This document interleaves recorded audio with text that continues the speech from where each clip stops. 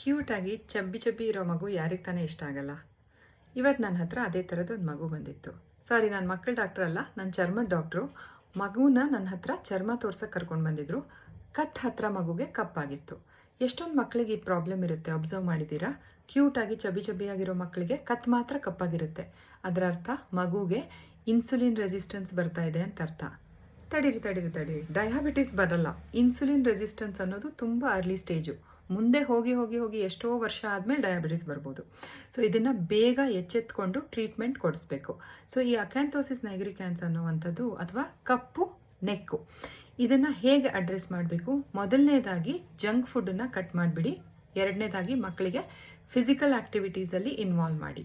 ಇದು ಎರಡು ಮಾಡೋದ್ರಿಂದ ಓವರ್ಕಮ್ ಮಾಡ್ಬೋದೇ ಹೊರತು ಟೂತ್ಪೇಸ್ಟ್ ಹಚ್ಚೋದ್ರಿಂದ ಅಥವಾ ಸ್ಕ್ರಬ್ ಮಾಡೋದ್ರಿಂದ, ಅಯ್ಯೋ ನಿನ್ನ ಕತ್ ಕೊಳೆ ಸರಿಯಾಗಿ ತೊಳ್ಕೊಂಡೇ ಇಲ್ವಾ, ಉಜ್ತೀನಿ ಬಾ ಅಂತ ಉಜ್ಜೋದ್ರಿಂದ ಇದು ವಾಸಿ ಆಗಲ್ಲ.